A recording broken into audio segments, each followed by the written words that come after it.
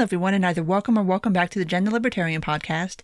If you do like this, please rate, comment, and subscribe. You can find me on iTunes, Google Play, Stitcher, SoundCloud, Spotify, YouTube, and on my Substack page, jenmonroe.substack.com. All right, so we have made it through another week, and we are done with the month of January, which, this was a weird month. Wow, a lot of stuff happened this month that was kind of unexpected and off the wall, and it feels like this month has been about 6 months long. And this past week was calmer in certain ways, but in other ways was really kind of batshit crazy. So obviously we will talk about stonks, but we're not going to talk about stonks yet. We've got other stuff to talk about before we get to the whole GameStop situation. So I will start where I've been starting since March of last year. Hopefully maybe by March of this year I can stop starting here. I'm not holding my breath though. And that is with the unemployment numbers.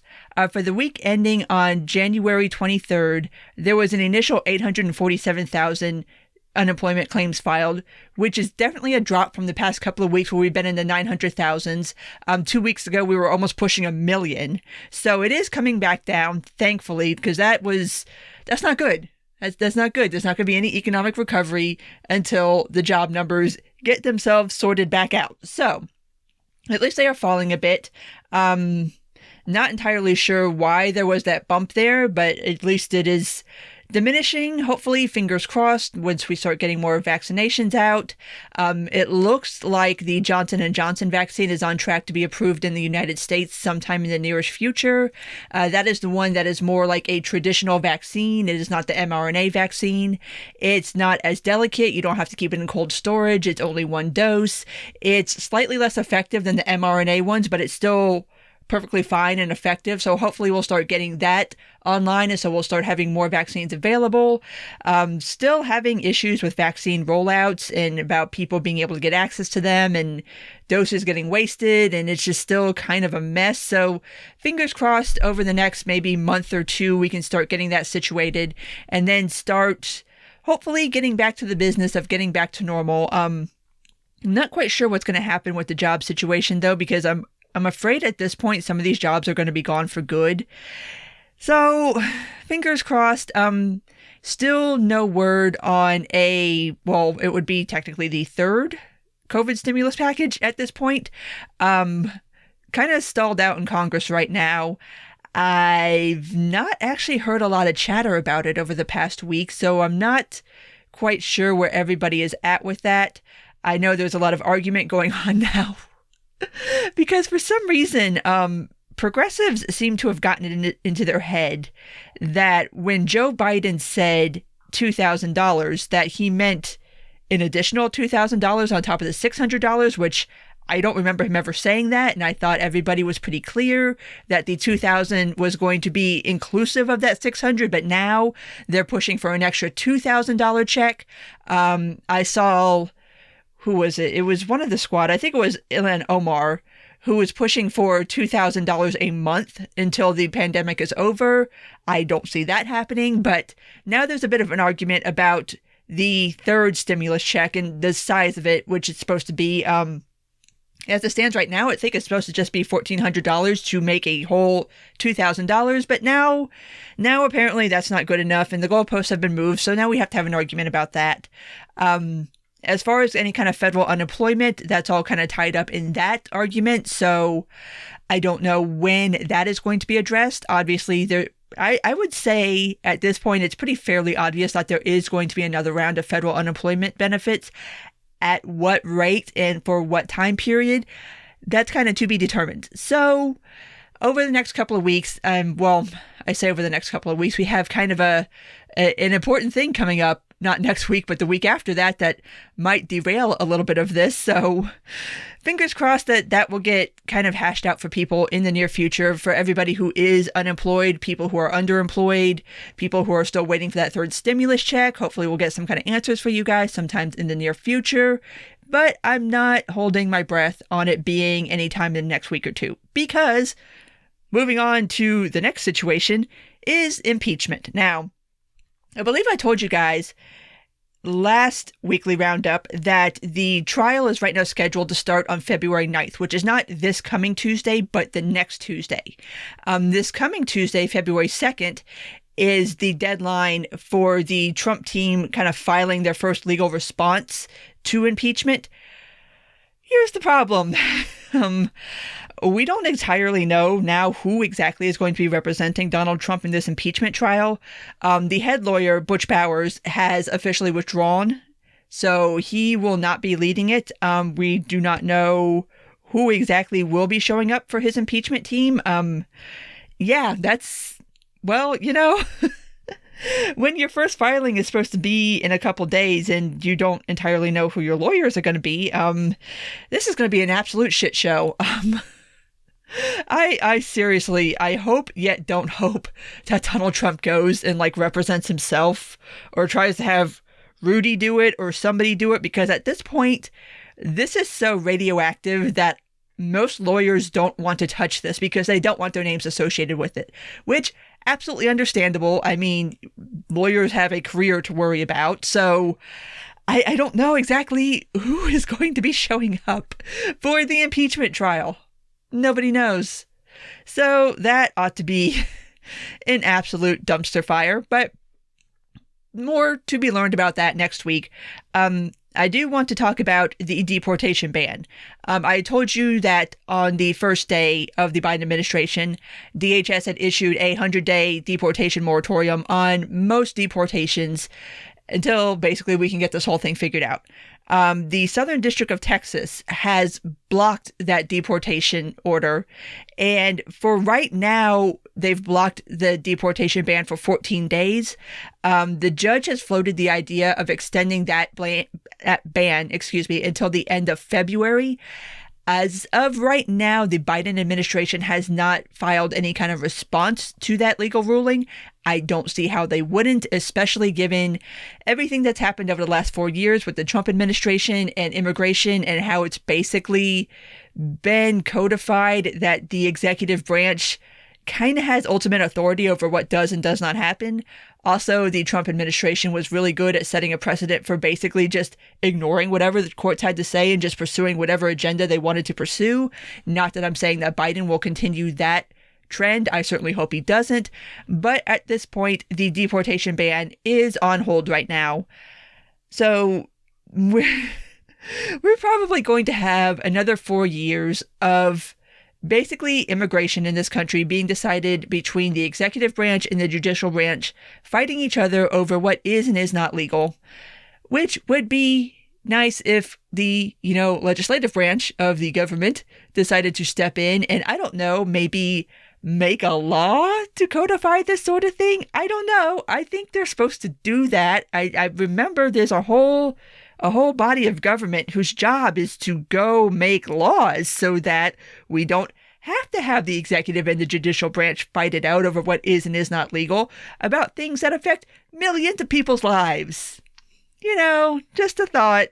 But like I did say in the last episode, Biden is going very hard on immigration. He has introduced what he would like to see in a bill. Whether that's going to happen or not, I don't entirely know. There's kind of talk right now that since it's looking like a whole holistic immigration reform bill is not going to happen in Congress because Republicans are going to block it, maybe they're going to start breaking it down into chunks and passing individual aspects of it, which I'm okay with that. If the thing is I get nothing or something, I'll take something over nothing. Don't go for the big moonshot bill and then get that shot down and end up with nothing. Break it down into chunks, make people go on votes saying that I don't support a path for dreamers, I don't support amnesty, I don't support immigration reform. Make people go on record with votes on each specific issue rather than making this large bill where somebody can pick out a part of the bill and say, well, I don't agree with that, so I'm not voting for any of it, while that kind of gives that person an excuse for not articulating why they don't want to vote for this bill. It gives you this one little thing over here and then you can reject the whole thing without having to really explain yourself. So hopefully maybe we'll get something going on that front. Like I've said, if there is going to be any kind of congressional movement on immigration reform, you do have to start now, because this is a process that is going to take years. So it's not something that can really wait too much awful longer, especially when you're looking at 2022 and you're not entirely sure what's going to happen with the midterms, which again, we just finished one election, but now we got to start thinking about 2022. And it's like this, we're going to be in an election cycle for forever and ever and ever, everybody. I'm sorry. But this is the world we live in now, where everything is just measured by the next election. So obviously, it's going to behoove Biden to try to get done as much as he possibly can in these first 2 years while he does have a Democratic Congress to work with. So that is that. Something that people have been bringing up over the past week, and I can't believe it's been a little over a week that Biden has been president. It feels like it's been forever now. Time has no meaning anymore, but obviously one of the biggest controversies has been the amount of executive orders that have been signed. I believe the number is at 45, which is a lot of executive orders to sign in a week and a half. Here is my problem with this whole debate and the people who are raising these questions now, is that first and foremost, this is kind of basically just grandstanding, because neither party is going to do anything significant to reform executive orders. Like, that's just not going to happen, because neither party is going to risk giving up that unilateral ability for their person, when their person is in the White House, to do things through executive order. Neither party is going to walk that back. So that's why this whole thing is just an elaborate bitch fest, and nobody's going to do anything about it. And that's why it annoys me. It also annoys me because now all of a sudden Republicans have a problem with executive orders. And I'm just like, where the fuck were y'all for the past 4 years when the rest of us were bitching about all the things Trump was doing via executive order? I did not hear a lot of Republicans saying boo about that, because it was things that you liked. Like, it's either you don't want the president to have that power or you do. And you don't get to predicate it based on whether that president is doing a thing that you like or you don't like. There's a lot of things that Biden has done via executive order that I do approve of. There's a lot of things I don't approve of. The Keystone Pipeline is one of them. And I mean, it's just because I do have my points of agreement with what he did, it doesn't mean that I don't still ask for Congress to do their job so that the president doesn't have to or can't. Like, and it's been the same when Trump was president. It'll be the same when Biden's president. It'll be the same when the next person's president. The problem is the power. But the only time anybody bitches about the power is when it's being used in a way that they don't like. And that annoys me. It annoys me because it's, like I said, it's grandstanding. It's just bitching for the sake of bitching, and you're not going to change anything. You're not going to fix it. You're not going to roll back any of those powers. So it's just like, shut up. You're really not that bothered by it. You're genuinely not. You're just mad that now this guy is undoing all of the things that your guy did. Which, again, if things were done through lawmaking and not executive orders, you wouldn't have this problem. Like, it's just, I hate it when people complain about a problem, but don't ever offer up or have any kind of serious intent of pursuing a solution to the problem. That annoys me. It's like you don't really have a problem with it because you're not really trying to fix it. You just want to be mad at somebody about something. It's like, I want to fix problems. I don't want to just sit here and be mad at people. I don't just want to sit here and mudsling because, oh, you did the thing, and I don't like the thing, but I was perfectly fine when my guy did the thing because I liked the thing when he did it. It's like, just shut up. Shut up. Anyway, now that we've discussed all that, now we can discuss stonks. Before I get directly into the GameStop situation, I want to back up a little bit because a lot of people learned a lot of things about investing this week, and a lot of things that people, like, if you like explained it to someone, they would be like, that's illegal, right? Like, nah, it probably should be, but it's not. So before we get into this, let me explain how short selling a stock works. And I'm going to steal an explanation from somebody off of Twitter because this is the best explanation I've heard of it. And it basically goes like this. Say I buy a dress from Target and it's $30. And you like the dress, so you say, hey, can I borrow that dress for a month? And then after a month, I'll give you back the dress plus $5. And I say, sure, okay, you can go borrow the dress. So you take the dress, you take it back to Target, return it, and get the $30, and then wait for that dress to go on clearance for $15. You go back, you repurchase the dress at $15, and then at the end of the month, you give it back to me. So at that point, I mean, I have my dress back. I have my $5. I've been made whole. But you, because you did it that way, you made money off the deal. You ended up making $10 off the deal. That's how shorting a stock works. Basically, you can sell a stock without actually owning it. So what you do is you borrow a stock and then you go sell it under the premise that you can, before you really have to like settle up the deal, you can buy that stock at a lower price than what you sold it for. This is how hedge funds work. So now to try to explain the GameStop situation, I will go ahead and start by saying this involves a bunch of asshats on Reddit. So you already know what this is going to be. So one Reddit user on Wall Street Bets, Deep Fucking Value, figured out that hedge funds, and a particular hedge fund in particular, Melvin Capital, which for some reason Wall Street Bets, which is a Reddit subforum, they have a huge hard-on for this hedge fund. I don't know why. I don't know what the hell Melvin Capital ever did to them, but they hate them. So Deep Fucking Bets, their Deep Fucking Value, finds out that hedge funds in general, and specifically Melvin Capital, are really overexposed on GameStop stock. Say that 5 times fast. So basically, they're completely over-leveraged. At this point, about 120% of the available GameStop stock that is out there has been shorted. Obviously, you can't cover that position. There's not enough stocks to cover that position.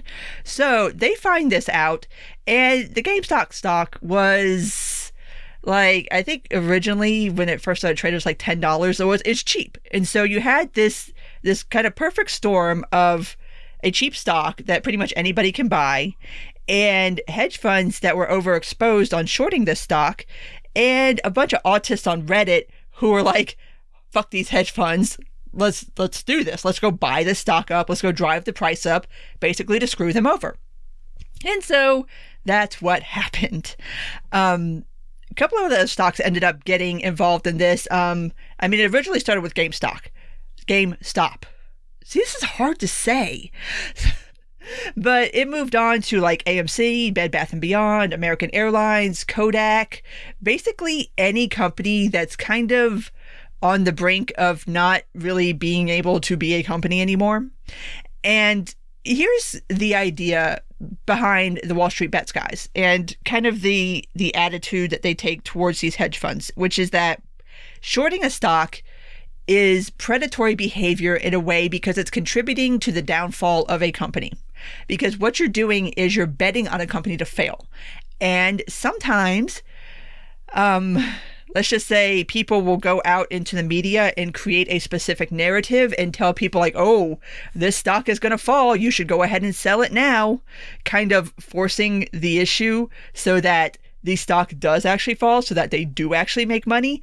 So yeah, kind of predatory behavior. I can understand people being pissed off about that. So starts with GameStop.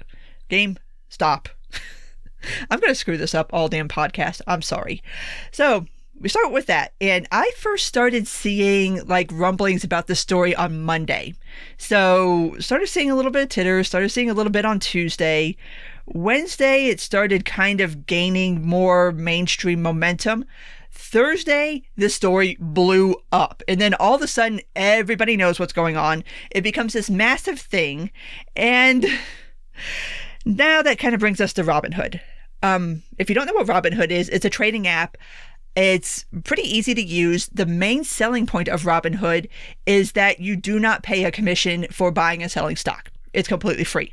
So Robinhood has kind of become the go-to app for a lot of young people who are investing. And this has been a meme since like summer of last year about like Robinhood investors. So you got these kids, you know, you're investing, and I'm not saying that everybody on Wall Street Bets is like some autistic kid. Like there's some heavy hitters there. Like there was money involved in this. Don't get me wrong. This was not a bunch of people sitting around in their basement just investing $30 a pop. There was a lot of fucking money involved to make this happen. So that being said, we come to Robinhood. On Thursday, right as this whole story is going wide, Robinhood has the massive unfortune of, well, we now know, being put in a position where they did not have enough money to cover all of these trades. And just to kind of simplify this a little bit, when you make a trade through an app, it's kind of a convoluted procedure where whoever owns the app actually like buys the stock out of their money and then compensates themselves with your money. It's not a direct, you give money and then it goes directly to whoever the firm is that's doing your trades is acting as a middleman. So basically, Robinhood got hammered. They kind of ran into a liquidity crisis. However, instead of just explaining that on Thursday, what they did is they stopped the buying of certain stocks, but not the selling of the stocks. Now, okay, pro tip, fam. If you are a company worth billions of dollars, hire a fucking PR firm to handle this shit for you. Because what they should have done is either, first of all, well, actually both things. First off, halt the buying and the selling of certain stocks so it doesn't look like you're trying to create a situation where people are forced to sell. Second off, just be honest about why you're stopping the trades in the first place. All they had to say on Thursday was, hey, we do not have enough funds on hand to clearinghouse all these trades, so we got to stop the trades.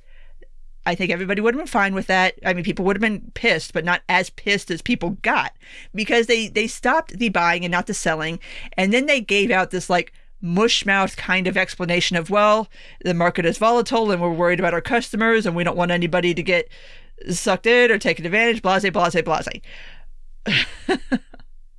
So obviously everybody loses their shit because it wasn't just Robinhood. Webull stopped the trading.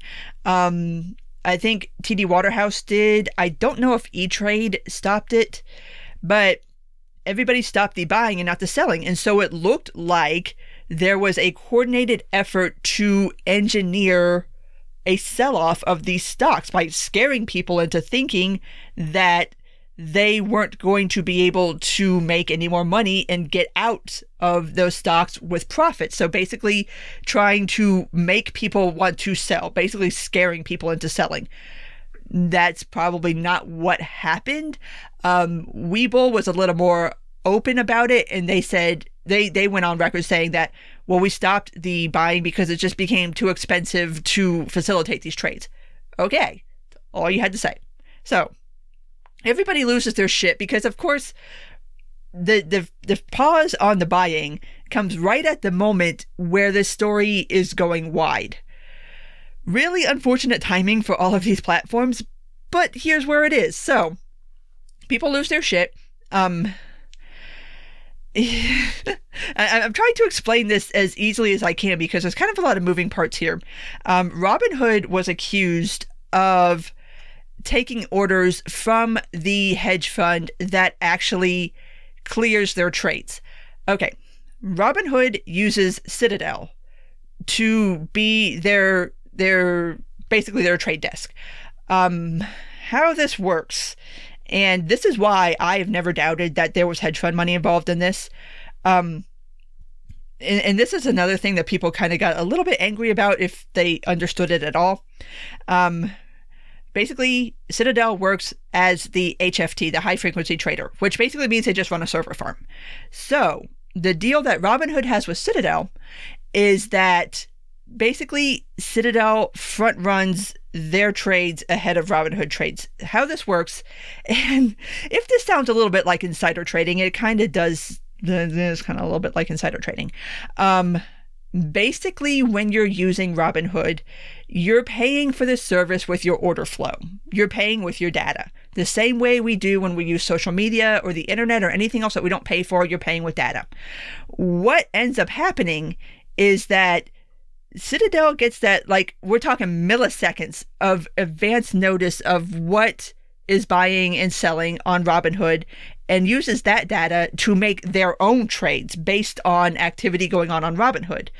They split the the profits between themselves and Robinhood, and Robinhood uses that to offset the cost of the service so that you don't have to pay. So it all gets a little murky from here. Wall Street Bets was kind of successful in targeting Melvin Capital. Melvin Capital has had to get billions of dollars from other hedge funds, most notably Citadel. And so, yeah, they were and were not successful. I mean, Melvin Capital is still existing right now. They are on life support. What's going to happen next week, I don't entirely know. But kind of spiraling out from there, and the reactions to this story as it started going wide was interesting to watch, honestly. So the story got framed as this group of people on Reddit, and a lot of people, for some reason, apparently, I don't know if this was like their first day on the internet or something, but they got mad at the Wall Street Bets people for calling people retard and autists, and I'm just like, are you new here? But anyway, so you have this group of people on Reddit who have taken on these big hedge funds and were being successful. I mean, they've caused losses in the billions at this point for these hedge funds. Like I said, Melvin Capital has had to have large cash infusions just to even stay alive. Other hedge funds have been bleeding money. I think Melvin Capital actually had to sell off their stake in Alibaba, which had to have hurt, to try to bail themselves out. So yeah, there's been a fair amount of damage caused by this whole, whatever it is you want to call it. I think it's funny as hell. Anywho, so this whole framing starts coming out, and it's like this David and Goliath thing, plus a little bit of like class warfare mixed in. And so now, once this started going wide, and the whole Robinhood thing happened, side note on that, as far as I know, Robinhood has re-allowed limited trades on certain stocks as of Friday. Not every app froze stocks. So anywho, so it turned into this whole kind of like cause, for lack of a better term, where people started investing, not only because they heard of like, oh, this person made tens of thousands to millions of dollars off of trading this stuff, so I'm going to go do it. And then there's other people who are like, hey, I want to kind of like express solidarity with the cause here, so I'm going to throw a couple dollars in. And then it just started snowballing and got way, way out of control. Anywho, there's been a lot of kind of discussion about this whole situation. And I think, I'm sure by the time you listen to this, you've heard so many people discuss it. So I think I want to take it from kind of a different angle. As far as who made money and what and when, I don't care. I hope everybody involved made money. I hope everybody made out. I hope everybody gets their money. I mean, there's already been people who have cashed out, who paid off their student loans, paid for a family member's like kidney transplant.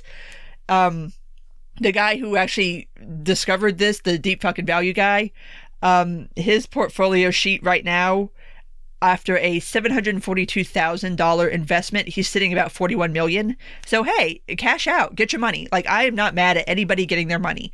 If hedge funds got in on this, well, yeah, that's kind of what you're supposed to do. Like, if you see a stock that's all of a sudden just like skyrocketing for no apparent reason, like, you don't stop and ask, you get in on that because your job is to make money off of stocks. Like, that's what they exist for. So, I'm not mad at anybody making money off this. But here's the thing.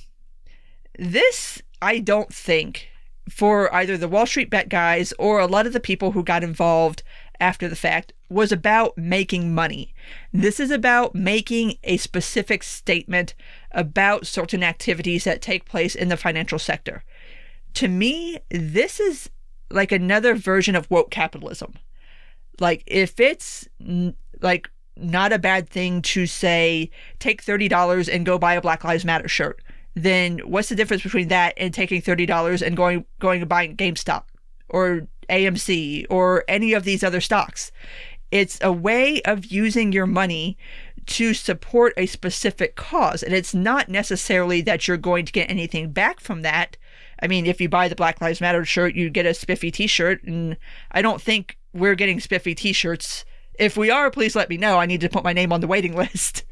But to me, it's part and parcel of that whole idea of using your money in an activist sort of way to achieve a certain result. Like I said, it's the same thing as saying you're going to bank with this bank or not that bank, or you're going to patronize this business but not that business. This is the same thing. What fascinates me the most about this story, though, is how it all started in the first place, which is a bunch of autists on Reddit decided to get together and use the internet, use these retail trading investment apps, and be like, fuck it, we're going to fuck with some people. And it worked. It worked. I mean, you can't say this was not successful. And so that kind of lays out the template. Like, if this is a thing that can happen now, it's going to happen again. Somebody is going to replicate this situation and target some other company. Whether you think that's a good thing or a bad thing, I guess it's going to depend on the company being targeted. But to me, this is some real, like, revolt of the public shit right here. It's like where people have realized that you can take these tools that you have access to and really use them to fuck with people in a way that can create some serious damage. I mean, that's kind of amazing in a way to watch people come together and really, like, do something and it be successful like that. Like, feel how you want to feel about hedge funds or short selling.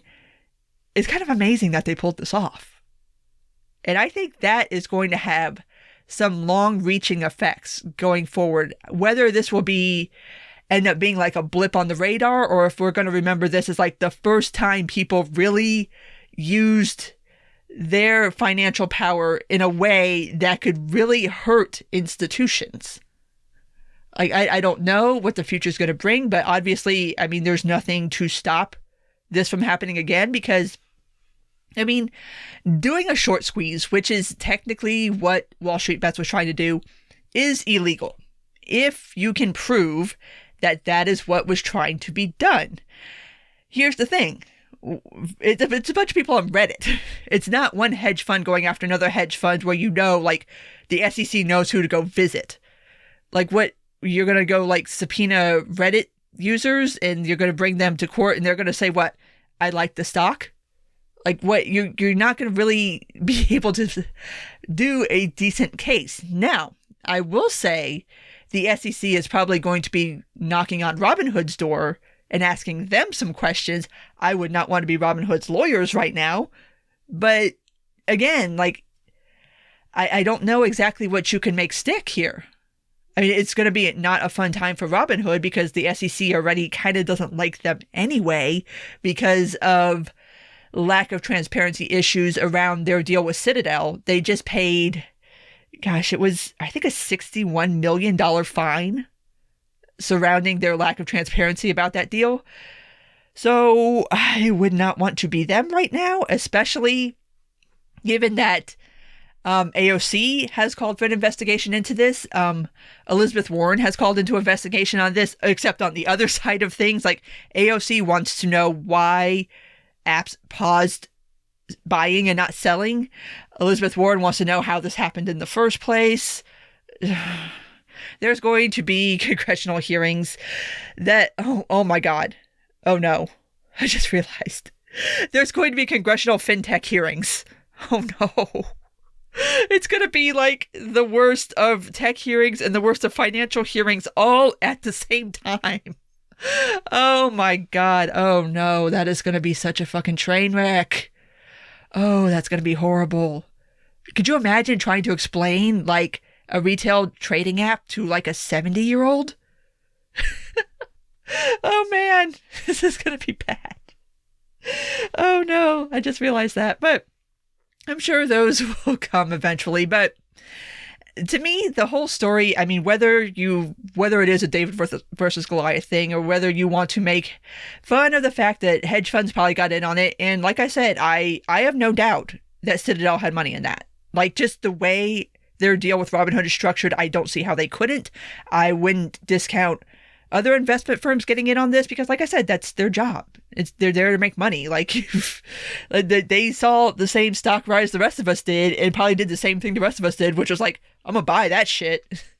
I mean, that's just, I don't understand why I'm supposed to be mad at that. Like, that's just how things work. Now, a lot of people got exposed this week to how certain parts of the financial sector work.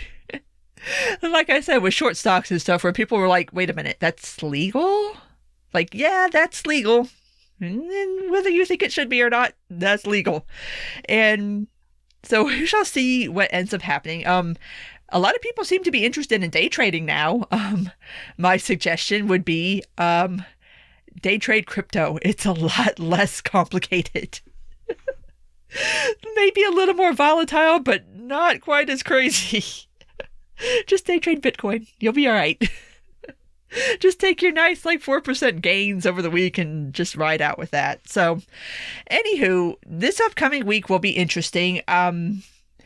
Whether there will be a sell-off of these stocks, I don't know. The idea behind the Wall Street Bet guys is that they are going to buy and hold to some point in the future where they will take their gains and go. I'm not entirely sure when that will be. I'm not entirely sure where they draw the line, but I would say, I wouldn't sell on Monday or Tuesday unless it really starts plummeting. I don't see this going on for very much longer, but I don't see this ending in the next couple of days either. So it'll be interesting to watch. And a lot of people now think stonks are fun, which they can be. And you can gain a lot of money, you can lose a lot of money. But yeah, the whole reaction to this has just been fascinating to me. And actually thinking about it, you know what it reminds me of? It reminds me of the big Bitcoin rush of a couple of years ago, where people made these same arguments about how people are buying into this bubble and it's going to crash, it's never going to last. Here's the thing with these stocks. I don't think anybody investing in them at this point is nobody's sell all of my stock in Coca-Cola and buy GameStop. Nobody's doing that. Nobody's mortgaging their house. Nobody's taking out loans. Everybody's doing this basically at this point as meme investing. I think that's the term that we've settled on, is meme investing. I call it shitpost investing because to me it's the investing version of shitposting. You're doing it for the lulz. You're doing it for YOLO. You're doing it to stick it to someone. And people are doing $50, $100, if that. It's not like people are investing massive amounts of money in this and they're going to be destitute. Everybody knows what's up. Everybody knows this is a bubble. Nobody's fooling anybody. So I'm not worried on that level. I just think it's a fascinating phenomenon that, could happen again, because why not?